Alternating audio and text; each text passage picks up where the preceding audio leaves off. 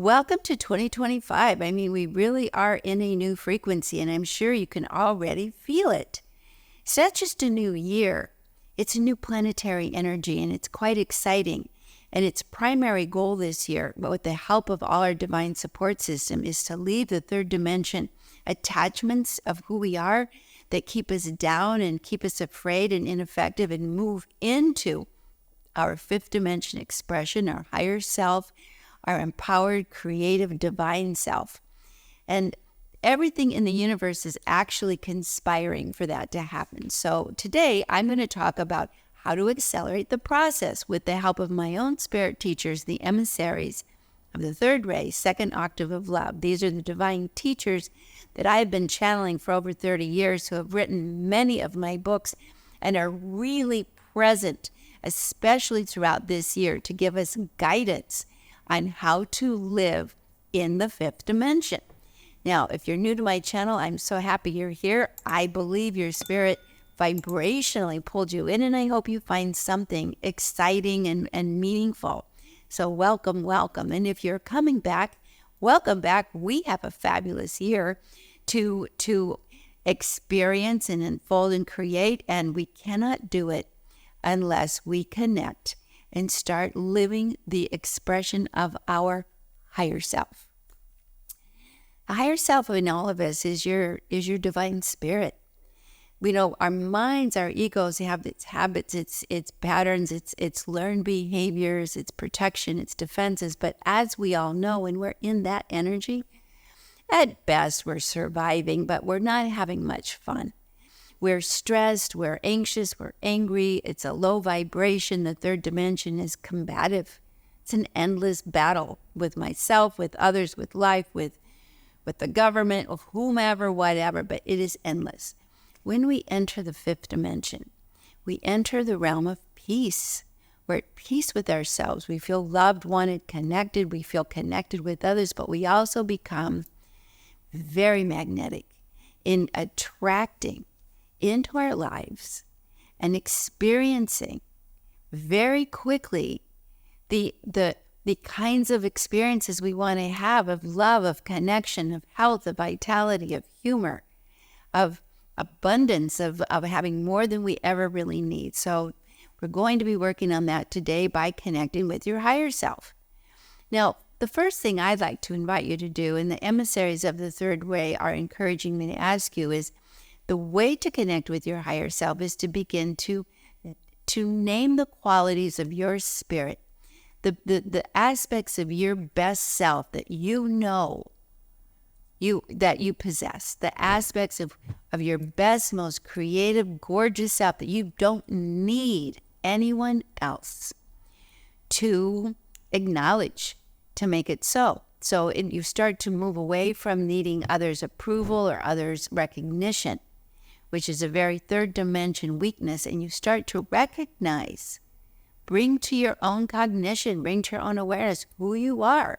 So step one, identify, recognize who you are.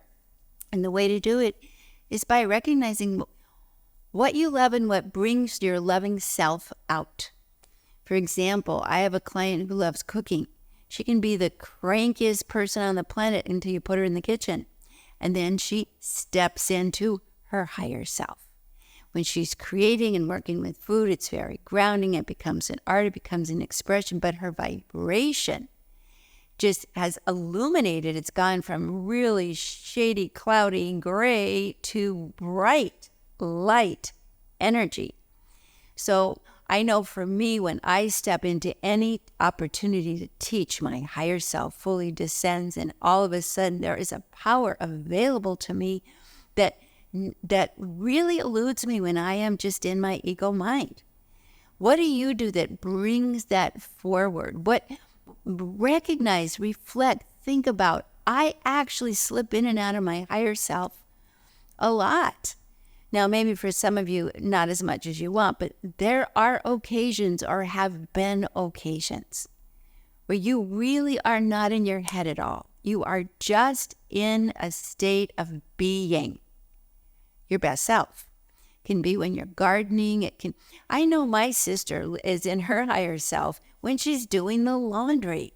It is her happy place, that laundry room and the washer and the dryer and the iron and the folding. And when she's in that frequency, she gets her best downloads from her spirit guides. She gets completely and peaceful and at ease in her body.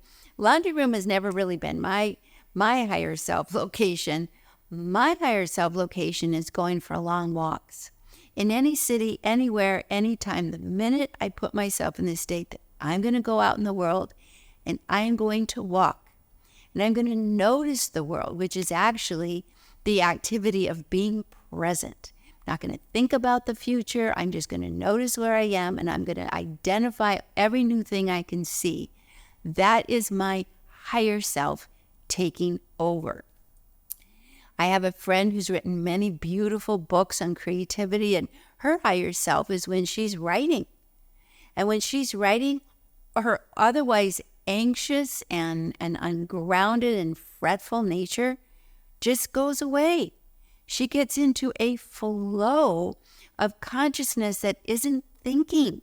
It's just being and being creative. This is the front door to ascended living. It's not checked out and flying in the clouds. It's being fully present, not thinking, not resisting life, not arguing with someone in your head, not rehearsing some future conflict or encounter, or dreading something. It is being fully present. And when you are in that state, you create. So, what puts you in that state?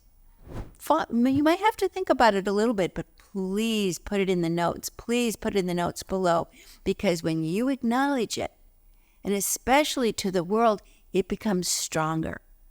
My higher self is something I invite in every single morning. I learned this from my spiritual teacher when I was 12 years old. The first thing I do in the morning, every morning, to put myself into the frequency of the fifth dimension is I say out loud, higher self, divine spirit in me, move me this day in the direction of my highest expression, my highest good, my highest contribution. Move my mind, move my mouth, move my eyes, move my heart, move my will, move my body in the highest direction. And try that, because you will be going along and all of a sudden your body just spins around on you and you don't even know what's happening. And you've come nose to nose with some incredible opportunity. I have filled volumes and volumes of books about how my higher self has moved me in the direction of my highest good. One time, and I've written this story, I was on my way to pick up my children from preschool in Chicago when it was snowing, and all of a sudden, my car said, and my spirit said, turn. And I turned and was driving away from the preschool where my kids were waiting. I didn't even know where I was going. And in fact, I said out loud in the car, this is interesting. Where are we going? My higher self had taken over. I drove 3 blocks this way, 3 blocks that way, turned all of a sudden into a little neighborhood behind the preschool. And right in front of me ran a toddler in the snow with only a diaper, no shoes on, right in the street, and no adult. So my higher self navigated me to intercept that little toddler. And it was amazing and miraculous and stunning. And I grabbed the child and I parked the car and put her under my coat and started walking. And within a few minutes, I found a house with an open door. And again, following my higher self, or really my higher self moving me, I took that child to the door and a woman answered it. This woman said, "What are you doing with my baby?" And I asked her, "Is this your baby?" And then she had said, "No, I actually am the babysitter." I was like, "Well, you're not really on the job today." And I returned the child, but I made her call while I was at the door, the woman she worked for. And I spoke to her and made sure that I was returning the child. But how can that happen? That child, what if I didn't return? What would have happened to that child? Who knows? Don't even want to think about it. But that's just a little quick anecdote about what can happen and how your life can actually shift dramatically when you begin to invite your higher self to take over. So that is one of the quickest ways to start living in the fifth dimension, but you'll have to be willing to let your higher self take over. So that means when you're walking along the street and all of a sudden you get the hit, the hunch, the aha, to turn or to move or speak up or step in or change direction, you have to say yes. So if you make that quick shift, if you make that absolute decision, you are going to have a miraculous and profound and radical improvement in your life really fast. So you're not turning your life over to some outside chaotic force. You're turning yourself and your will over to your divine self. And that new self is so ready to step in and take over. And it comes with friends. It comes with your light beings and teacher guides and nature spirits and joy guides and helpers and ancestors and more. Just a huge force steps in, but your ego self has to step aside. Your ego self has to step aside. So by invitation every morning, higher self, move me in the direction of my highest good, and then mean it. Now, of course, this invites you to be movable. How movable are you? The emissaries of the third ray, very, very dynamic teachers, are suggesting that you look at your body. I talked about this last week. Rigidity of mind and emotion makes a rigid body. So you get contracted. You pull your energy in. You become a little bit what my joy guides have called tight butt. Just kind of can't move and you're all locked down.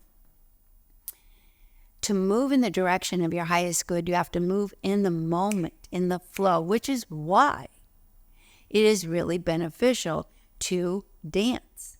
Now, a whole lot of you say, oh, you've lost me here, I'm out. And there's a reason for that.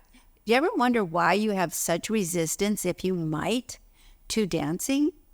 Because it is exactly the same action as I'm recommending, putting your ego self aside and letting a higher force move you. It's surrendering control. So we're not talking about moving like this, like a stiff board up your butt. We're talking about surrendering and allowing a force within your heart and what's called your hara, your belly, to take over and begin to navigate you from your center versus your head, which is like top heavy and gives you a headache. So living in the frequency of your higher self, ascending to the fifth dimension, is not a long, complicated, heady process. It is simply inviting your divine spirit to take over and move you and then be movable. So with that invitation, it helps. Do some hula hoops. You can do them while you're brushing your teeth. That's a dance. A hula hoop. Hula hoop your wrists. Hula hoop your hips and your knees. And the more you are resistant to that, the more you have a strong indication that your ego is going to stay in charge. And that ego is third dimension. So it's going to be super difficult to allow spontaneity and universal support in. It's a big request, I know, but your dance doesn't have to be an exhibition. It just has to be a loosening of the rigidity and an availability to let energy move you instead of your heady control. So this could be a game changer for you in the matter of a week. If you just give yourself 5 minutes a day, higher self, move me in the direction of my highest good. Higher self, I am movable. See, I'm movable. Work on moving your ribs, work on moving your hips, work on moving your ankles and your wrists, work on moving your shoulders. Now you can do it any way you want. It's easier and more fun with music. But if you're just one of those who's like, that's not me, okay. What is you? Because if you're not up and out and moving through the world, you're not manifesting. Energy is energy moving. That's what manifesting is. It moves from the higher frequency into the third dimension. So this is the lesson for this week. The other thing that's going to help really accelerate your ascension into the fifth dimension, and I mean blast off, is to announce at least 25 times a day something you love. Just the expression, I love seeing you. Oh, I love this day. Oh, I love those beautiful trees. I love our conversation. I love this good coffee. Oh, I love my comfy, cozy sweater in a chilly apartment. I love. Those words are fifth dimension calling cards. The minute you say, I love, you're opening the throat chakra. You're using your third eye, you're using your heart, you're using your will, and you're leaning in. It changes the vibration. I love. I love. My teachers taught me if you have negative feelings and negative thoughts, breathe them out, but don't announce them. Just let it go, but announce what you love. I love succeeding. I love abundance. I love a good hug. I love a cup of coffee in the morning with real cream. I love going for walks in markets. I love the smell of fresh flowers.